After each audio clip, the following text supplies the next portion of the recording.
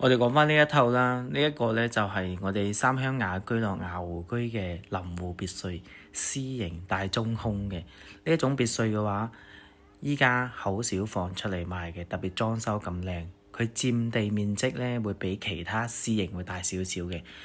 佢呢個佔地面積係613平方，建築面積其實都係大同小異，都係305平方左右嘅。可以睇到啦，從呢個角度，佢呢個湖景嘅面積呢，起碼有270度以上噶啦。喺我哋左手邊啦，呢個角落頭嗰度呢，佢係加建咗嘅，大概呢，加建咗差唔多80平方上下加埋。呢個屋呢，佢就做咗一個地中海嘅風格，可能佢硬底化咗之後，睇上去花園面積唔係話顯得特別大。OK，我哋睇翻屋入邊，一入門呢，就可以睇到呢個廳中廳沿間位做個弧形嘅角度，咁睇上去嘅話就特別舒服。呢個中空嘅客廳，呢個中空客廳嘅話大概係7米高度啦。呢個位置呢，就係一個雜物間嚟嘅，同埋廁所。一樓就係得呢個廁所噶啦。咁佢呢個佈局呢，就一樓有3個廳，2樓就有3個房。呢個主客廳，主客廳做一個中空。我哋再過去呢，就係佢呢一間屋嘅會客廳。呢邊就係偏廳仔，就係會客廳。會客廳個感覺係最有 feel 嘅。再過去呢，就係佢嘅餐廳。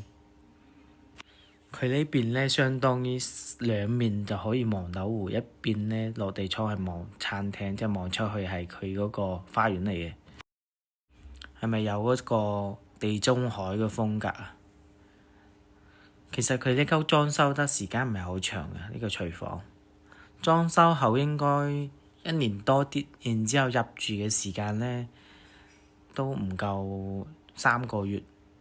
一個香港嘅業主嚟嘅，裝修用咗差唔多1年半嘅時間，同我哋講裝修係使咗接近400萬度。我去2樓睇下先。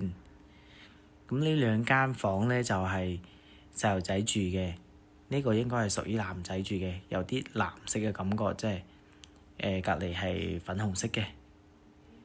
佢地板呢，基本上2樓都係用呢個地板，但係每間房呢個櫃呢，佢都冇做，就買咗啲衣櫃返嚟。其實每間房都幾大嘅。正常嚟講呢，佢1樓係要有間房就比較合理嘅。你睇下呢間呢就係公主房嚟嘅，粉紅色嘅。每一間房呢都係有好大個陽台。我覺得佢廁所個風格每一個都唔一樣嘅。OK，我哋落主人房睇下先。主人房係雙開門，可以睇到呢間房特別大嘅，係咪啊？呢個採光係特別好嘅，你睇下1個窗、2個窗、3個窗，落地窗都2個。主人房就比較大嘅啦，因為正常嚟講呢，佢上邊係可以做2間房嘅。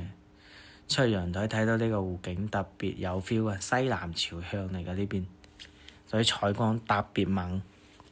成個雅湖居呢，佢入邊全部都係2層嘅建築嚟嘅。佢呢邊仲有衣帽間啦，衣帽間入去廁所。講晒㗎啦，呢間屋就賣1000萬多啲咯。